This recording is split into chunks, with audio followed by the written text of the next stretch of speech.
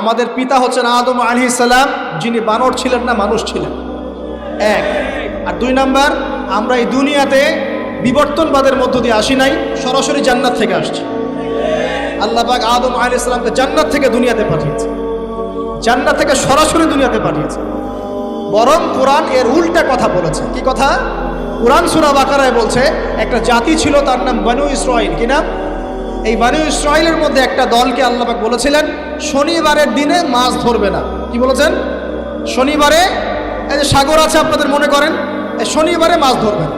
তো বনু ইসরাঈল বেশি চালাক, অতি চালাক, যারা ওই যে প্যালেস্টাইন দখল করে বসে আছে, ওরা দাবি করে আর কি, আসলে এরা সত্যিকারের বনু ইসরাঈল নয়, এরা ইউরোপিয়ান জিউস, এরা কিন্তু সত্যিকারের বনু ইসরাঈল নয়। এখন এরা অতি চালাক, মাছ ধরে নাই, কিন্তু মাছ ধরার বাদ দিয়ে রাখছে। মাছ আসে, বাদ দিয়ে রাখি, পরে ধরব। এই পাপের কারণে, এই সীমা লঙ্ঘন করার কারণে সূরা বাকারা এবং সূরা আরাফে আল্লাহ পাক বলেছেন ওই মানুষগুলোকে আল্লাহ পাক বানর বানিয়ে দিয়েছে। তাহলে মানুষ থেকে বানর হয়েছে এই দলিল কোরআনে আছে, পড়ে দেখেন। মানুষ থেকে যে বানর হয়েছে এই দলিল কোরআনে আছে, সূরা বাকারায় আছে, সূরা আরাফের মধ্যে আছে। শনিবারের সীমা লঙ্ঘন করার কারণে এই অপরাধ, এই পরিণতি আল্লাহ পাক কিছু মানুষকে দিয়েছে। তারা এখনো জীবিত আছে কিনা আমরা জানি না, ওদেরকে আল্লাহ পাক মেরে ফেলেছেন না বেঁচে আছে আমরা এগুলো জানি না, কারণ কোরআন এগুলো নিয়ে কথা বলে নাই। এতটুকু কোরআন বলেছে। তবে এখনো কিন্তু বহু বাইরের মানুষ আকৃতির প্রাণীকে আল্লাহ পাক ভেতর থেকে বানর বানিয়ে দিচ্ছেন না। এটা নিয়ে একটা কথা বলতে চাই, সেটা হলো কিয়ামতের আগে আগে আরো কিছু মানুষকে আল্লাহ পাক কিন্তু শূকর এবং বানরে পরিণত করবে। এই হাদিসটা কি জানেন? হাদিসটা শুনে রাখেন, এটা আখিরুজ জামান বা কিয়ামতের আলামত সংক্রান্ত হাদিসগুলোর মধ্যে পাবেন। আল্লাহর রাসূল সাল্লাল্লাহু আলাইহি ওয়াসাল্লাম বলেছেন কিয়ামতের আগে আগে আমার উম্মতের মধ্যে, ভালো করে শোনেন, কিয়ামতের আগে আগে আমার উম্মতের মধ্যে একদল মানুষ বের হবে যারা মদ পানকে হালাল মনে করবে। কাকে?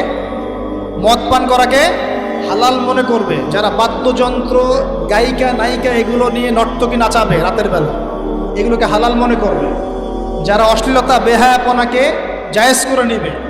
ঠিক আছে, এরকম কয়েকটা পাপের কথা বলে নবীজি বলছেন একদিন সকালবেলা আল্লাহ পাক তাদেরকে ঘৃণিত বানরে পরিণত করবে।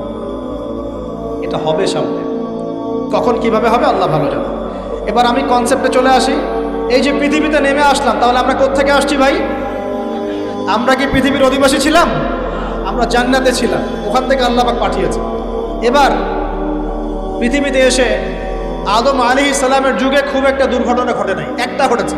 কয়টা? একটা। ভাই হাবিলের কোরবানি কবুল হয়, কাবিলের অন্তর্দাহ হয়, জ্বালা হয়।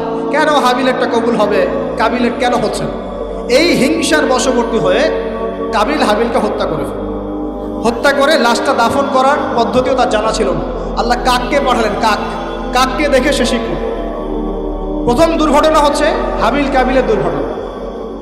বলে রাখি, আজকেও নিজের ভাইয়ের বেশে বহু কাবিল মুসলিম সমাজের মধ্যে ঘুরে বেড়ায়। নিজের ভাইয়ের লেবাসে, পোশাকে, সুরতেই বহু কাবিল এখনও কিন্তু মুসলিম সমাজে ঘুরে বেড়ায়। তো আমরা কাবিলদেরকে কাবিলের পরিণতি সম্পর্কে সচেতন করতে চাই। হাবিল বলেছিল তুমি যদি আমাকে মারতে আসো আমি তোমাকে মারার জন্য হাত বাড়াবো না। হাবিল জান্নাতে যাবে আর কাবিল জাহান্নামে যাবে। কেন কাবিল জাহান্নামে যাবে? নবীজি বলেছেন পৃথিবীর প্রথম হত্যাকাণ্ড সংগঠিত করেছে কাবিল। এ কারণে পৃথিবীতে যত খুন হবে সমস্ত খুনের পাপের একটা অংশ কাবিলের আমল নামায় যোগ করা হবে। বলেন নাউজুবিল্লাহ। একটা কথা মনে রাখবেন, সদকায়ে জারিয়া যেমন আছে, গুনাহে জারিয়াও আছে। একটা মদের দোকান দিয়েছেন, যত মানুষ মদ খাচ্ছে সমস্ত গুনার একটা অংশ আপনার কাঁধে আসছে। সিনেমা হল করেছেন, মানুষ সারাদিন নেকড়া ছবি দেখে, নগ্ন ছবি দেখে, যত মানুষ এখানে পাপ করবে সমস্ত পাপের একটা অংশ আপনার কাঁধে যাবে। আবার একটা মাদ্রাসা করেছেন, যত মানুষ এখানে দ্বীনি ইলম শিখবে এই নেকির একটা অংশ আপনি পাবেন। মরে গেলেও কবরে পাবেন। আল্লাহ পাক আমাদের সবাইকে সদকায়ে জারিয়া করার তৌফিক দেন, গুনাহে জারিয়া থেকে বাঁচিয়ে রাখুন। খুব খেয়াল রাখবেন, আল্লাহ পাক আমাদের হেফাজত করুন বলি আমি। এবার ওই যুগ শেষ, নূহ আলাইহিস সালামের যুগ। এই যুগে আল্লাহর একই সুন্নাত। নূহ আলাইহিস সালাম 950 বছর দাওয়াত দিলেন, 40টা বা 80টা পরিবার ইসলাম কবুল করেছে, বাকিরা করেন। যারা করে নাই আল্লাহ পাক তাদেরকে ডুবিয়ে মারলেন, যারা করেছে আল্লাহ পাক উদ্ধার করলেন। সোজা কথা। আজকে সারা পৃথিবীতে যত মানুষ আমরা বেঁচে আছি না, আমরা কোনো না কোনোভাবে ওই 80 পরিবারের সদস্য। আমরা ভাই ভাই, আমরা ওই ফ্যামিলি। 80 ফ্যামিলির অন্তর্ভুক্ত। কীরকম করে? নূহ আলাইহিস সালামের 4 সন্তান ছিল। কয় সন্তান? এক সন্তানের নাম হচ্ছে হাম। কি নাম? হাম। হাম ছিল একটু কালো বর্ণের। হামকে দিয়ে আফ্রিকার কন্টিনেন্টে যত মানুষ দেখছেন ব্ল্যাক স্কিনের, কালো স্কিন, এরা সবাই হামের বংশধর। মজা না বিষয়টা? মানুষের অস্তিত্ব পৃথিবীতে, ইতিহাস, এগুলো খুব ইন্টারেস্টিং টপিক। ইতিহাস পড়তে থাকলে আপনি ডুবে যাবেন। কত কি যে বিশ্বে হয়েছে আর কত কিছু হবে সামনে, সুবহানাল্লাহ। তখন আপনার অস্তিত্ব জানান দিবে যে আমি কত ক্ষুদ্র, মহাবিশ্ব কত বড়, আল্লাহ কত বড়, কত সময় চলে গেছে আর আমি এই সময় কি করছি। এক ভাইয়ের নাম শাম।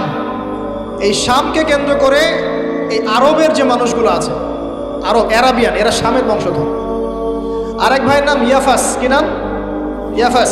ইয়াফাসের বংশধর হচ্ছে পশ্চিমারা, রোমক যারা, তার। আরেক ভাইয়ের নাম ছিল কেনান। কি নাম? কেনান। এই ইমান নিয়ে আসে নাই, ওই যে প্লাবনে ডুবে মরে গেছে। মরে যাওয়ার পরে আদম আলাইহিস সালাম বলেছিল, আল্লাহ আমার পরিবারের অন্তর্ভুক্তকে মাফ করে দাও। আল্লাহ বলেছেন, লাইসা মিন আহলিক, সে তোমার পরিবারের কেউ। নবীর সন্তান হয়েও, নবীর সন্তান হওয়ার পরেও ইমান না আনার কারণে সে জাহান্নামে গেছে। আর আমরা আর কি এমন মানুষ, অমুক আলেমের সন্তান, অমুক বক্তার সন্তান, হ্যাঁ, অমুক পীরের নবাবজাদা, অমুক তমুক, এইসব বড়াই করে লাভ নেই। আমল, আকীদা, ইমান যদি ঠিক না থাকে, আমাদের বংশ পরিচয় আমাদেরকে বাঁচাতে পারে, আমাদের দেশ, জাতীয়তাবাদ, বর্ণ বাঁচাতে পারে। যার যার কবরে তাকে তাকে যেতে হবে। নিজের আমল নিয়ে ফিকির করে, নিজের কবর নিয়ে ফিকির করে, অন্যের দিকে চোখ দেওয়া বন্ধ করেন, আগে নিজের কবর ফিকির করেন। আল্লাহ পাক সবাইকে তৌফিক এনায়েত করুন। যারা বুদ্ধিমান তারা নিজেকে নিয়ে ব্যস্ত থাকে, যারা অহংকারী, উদ্ধত, এরা মানুষের পিছনে পড়ে থাকে। আল্লাহ পাক আমরা সবাইকে নিজের চেহারা আয়নায় দেখার তৌফিক দান। হ্যাঁ প্রিয় ভাইরা, নূহ আলাইহিস সালামের যুগ চলে গেল, 950 বছর দাওয়াত দেওয়ার পরে এই পরিণতি হয়েছে। এরপরে আসছে ইব্রাহিম আলাইহিস সালামের সময়। আল্লাহ পাক তাকে উদ্ধার করেছেন, অগ্নি পরীক্ষা থেকে বাঁচিয়েছেন, নমরুদকে আল্লাহ পাক ধ্বংস করেছেন। আল্লাহ পাক এরপরে এনেছেন আদ জাতি। আদ জাতির হুদ আলাইহিস সালাম এবং তার অনুসারীদেরকে আল্লাহ পাক বাঁচিয়েছেন, বাকিদেরকে ধ্বংস করে দিয়েছেন ঝড় দিয়ে, বায়ু প্রবাহ দিয়ে। সামুদ জাতি এসেছে, সামুদ জাতিকে আল্লাহ পাক ধ্বংস করেছেন বজ্রপাত দিয়ে, বিদ্যুৎ দিয়ে। আর সালেহ আলাইহিস সালাম এবং তার অনুসারীদেরকে বাঁচিয়ে দিয়েছে।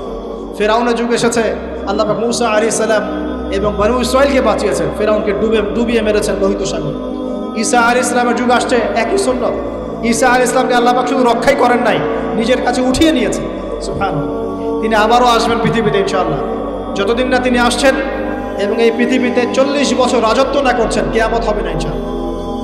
যতদিন পর্যন্ত ঈসা আলাইহিস সালাম আবার ব্যাক না করছেন এবং এই জেরুজালেম থেকে সারা বিশ্বে খিলাফা কায়েম না করছেন, 40 বছর শাসন না চালাচ্ছেন, কিয়ামতও হবে না ইনশাআল্লাহ।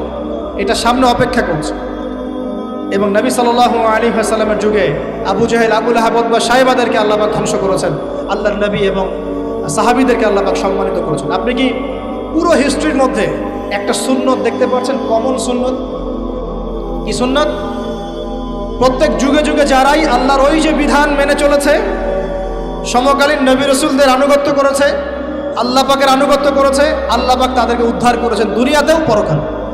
প্রত্যেক যুগে যুগে যারাই আল্লাহকে মানে নাই, রাসূলকে মানে নাই, আল্লাহর আসমানি কিতাবকে মানে নাই, বিরুদ্ধাচরণ করেছে, কুফরি করেছে, শিরক করেছে, আল্লাহ পাক সবাইকে ধ্বংস করে দিয়েছেন, কারো কোনো পরোয়া করে।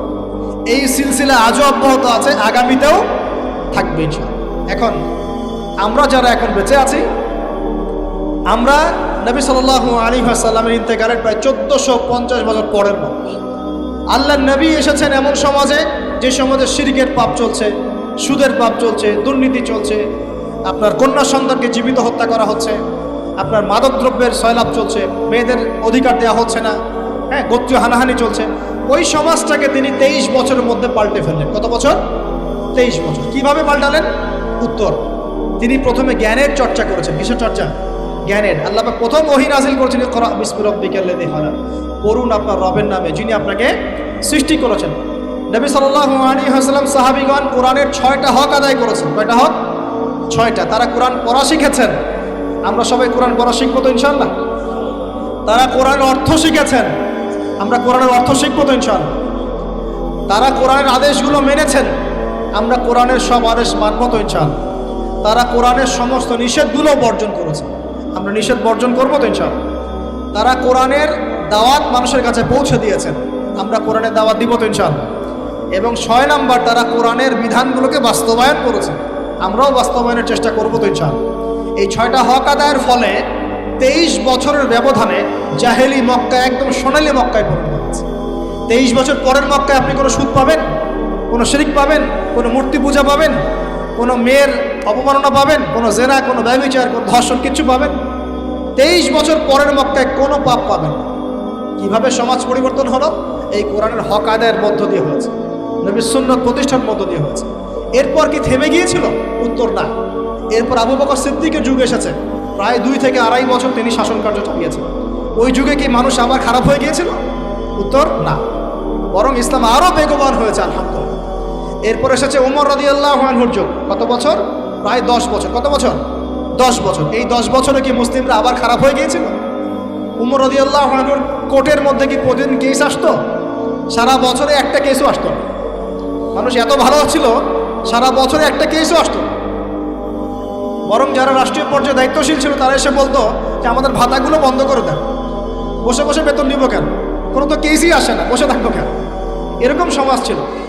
একজন ব্যক্তি খুঁজে পাওয়া যেত না যে নামাজ পড়ে না, একজন মুসলিম পাওয়া যেত না যে জাকাত দেয় না সামর্থ্য থাকলে, এমন মুসলিম খুঁজে পাওয়া যেত না যে কোরআন পড়তে জানে না, হাদিসের চর্চা করে না, যে দাওয়াতি কাজ করে না, যে আল্লাহর পথে দাওয়াতে জিহাদে আত্মনিয়োগ করে না, এমন মুসলিমই খুঁজে পাওয়া যেত। এরপরে আসলো উসমান রাদিয়াল্লাহু আনহুর যুগ। ওই যুগে ফিতনা শেষের দিকে সৃষ্টি হওয়া শুরু। কোন বিষয়কে কেন্দ্র করে? কোরআন সংকলনকে কেন্দ্র করে ফিতনা সৃষ্টি হল। আতাতায়ীদের, বিদ্রোহীদের হাতে উসমান রাদিয়াল্লাহু আনহুকে নির্মমভাবে শাহাদাত বরণ করতে হচ্ছে। তিনি প্রায় 12 বছর শাসন কার্য চালিয়েছেন। ইসলাম আরও এগিয়ে গেছে। এরপর এসেছে আলী রাদিয়াল্লাহু আনহুর যুগ।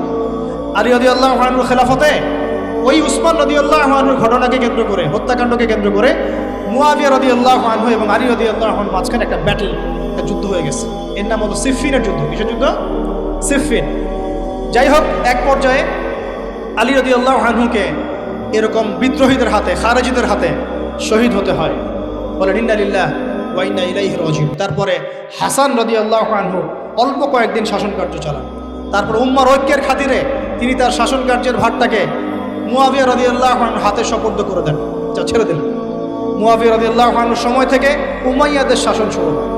উমাইয়ারা শাসন করেছে প্রায় 132 হিজরি পর্যন্ত। কত হিজরি?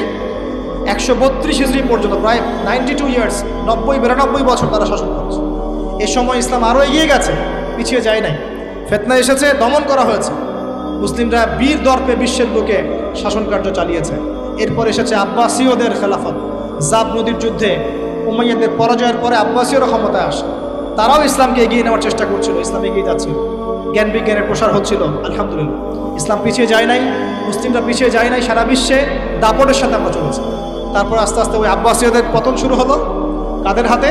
এই তাতারিদের হাতে, মঙ্গোলিয়ানদের। মাত্র 40 দিনের ব্যবধানে পুরো বাগদাদের মধ্যে প্রায় 20 থেকে 25 লক্ষ মানুষকে হত্যা করা হয়েছে।